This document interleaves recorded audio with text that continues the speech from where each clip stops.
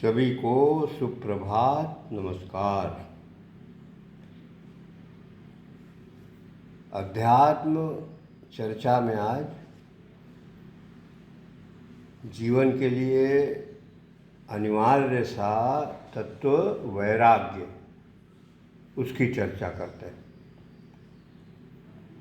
वैसे तो वैराग्य बीज रूप में हर मनुष्य के अंतर्मन में होता है,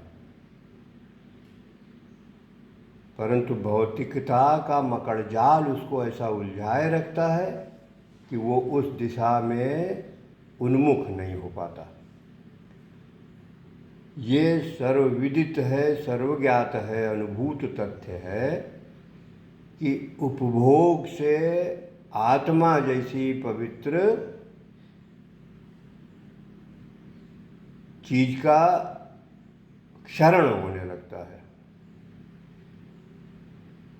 संग्रह में कष्ट है, त्याग में आनंद है,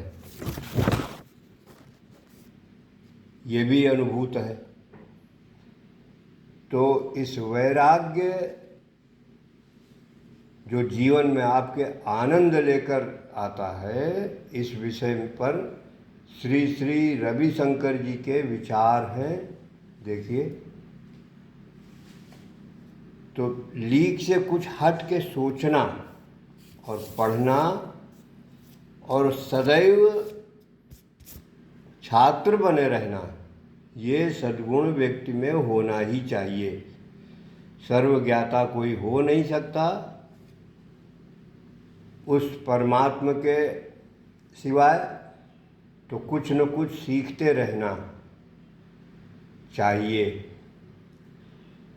जब तक इच्छाएं आपके मन में रहती हैं, तब तक आप पूर्ण आराम नहीं पा सकते। हर इच्छा या महत्वाकांक्षा आँख में रेत के कण की तरह है।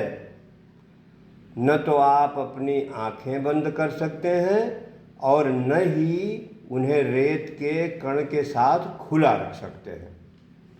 ये किसी भी तरीके से असुविधाजनक है। वैराग्य इस रेत के कण को हटाता है ताकि आप अपनी आंखें स्वतंत्र रूप से खोल और बंद कर सकें। दूसरा तरीका ये है कि आप अपनी इच्छा का विस्तार करें, यानी इसे इतना बड़ा कर दें कि आपको परेशान नहीं कर पाए। ये एक छोटा सा रेत का कण है जो आपको आंखों में जलन पैदा करता है, जो आपकी आंखों में जलन पैदा करता है। एक बड़ा पत्थर कभी भी आपकी आंखों में नहीं जा सकता है। चोट भले ही दे सकता है पर आंख के अंदर नहीं जा सकता। यदि आपके मन में अभी इसी क्षण कोई इच्छा आ रही हो तो आप क्या करते हैं? आप उस इच्छा को पूरा करने के लिए काम प्रारंभ कर देते हैं, काम करते हैं। इसके पूरा होने के बाद क्या आप जानते हैं कि आप कहाँ होंगे? यह आपको उसी स्थान पर ले जाएगा जहाँ आप इच्छा उत्पन्न होने से पहले थे। तो आइए समझते हैं कि आखिर ये खोज है क्या। एक किशोर लड़की एक महंगी पोशाक देखती है और तुरंत उससे प्यार करने लगती है, लेकिन सभी खूबसूरत चीज़ों की तरह ये भी उसके खरीदने के लिए बहुत महंगा है। वो अपने पिता को पोशाक खरीदने के लिए मनाने की कोशिश करती है और उन्हें ये समझाने की हर संभव कोशिश करती है कि पोशाक की कीमत आपके क्रय शक्ति के अंदर है और शायद इससे भी अधिक। सब कुछ होते हुए भी पिता मना कर देते हैं।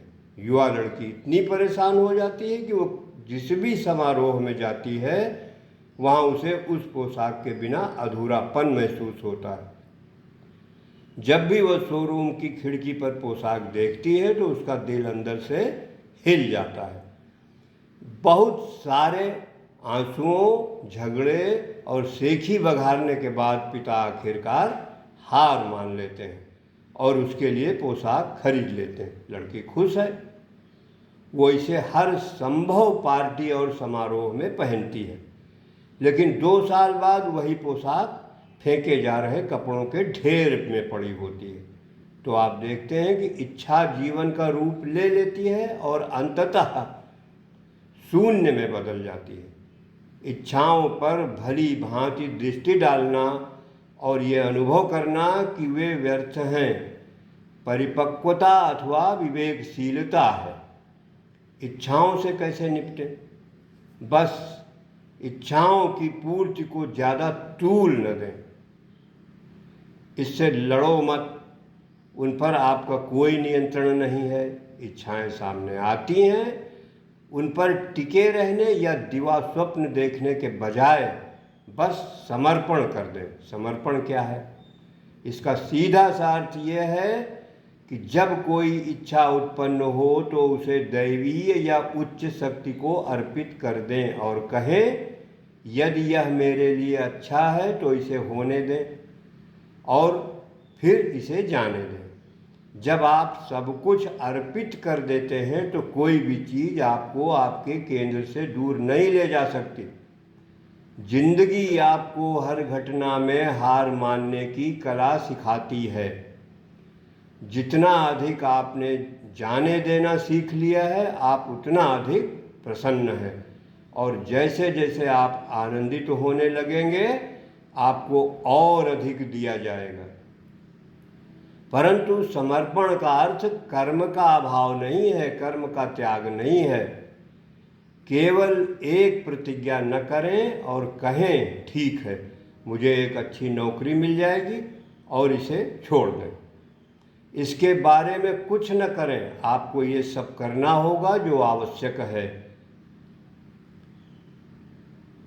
कार्य करो, समर्पण करो और मुक्त हो जाओ।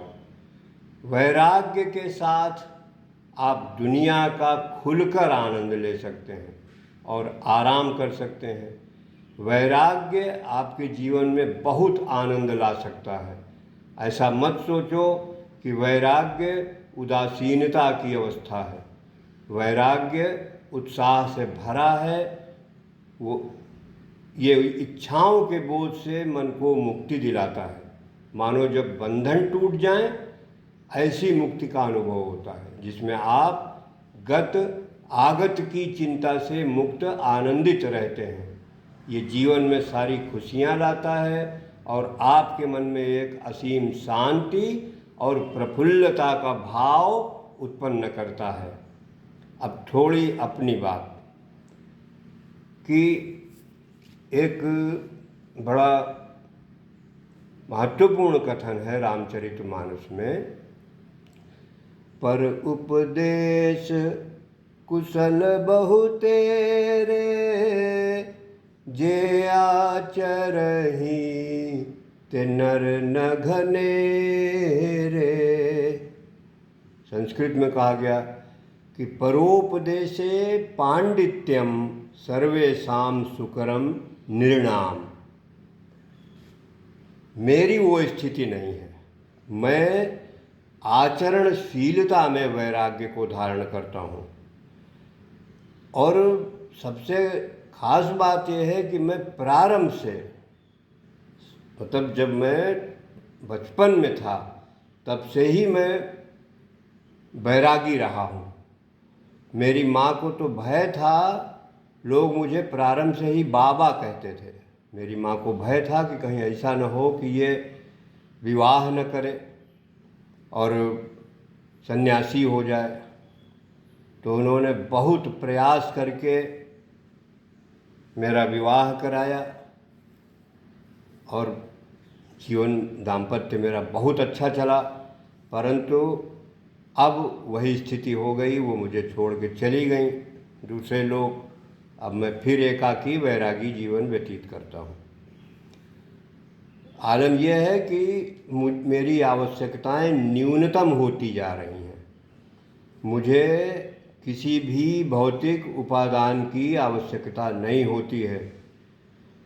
मुझे वस्त्र भी बहुत कम लगते हैं, बहुत कम वस्त्रों से मेरा काम चलता है। 6 माह तो मैं भूमि पर शयन करता हूँ, न कोई बिछावन न कोई ओढ़ना। धन्यवाद, नमस्कार। वैराग्य को जीवन में स्थान दें और आनंद का अनुभव करें। अपेक्षा शून्य होते जाएं, देखिए कितना आनंद है, परमानंद की ओर बढ़ेगा।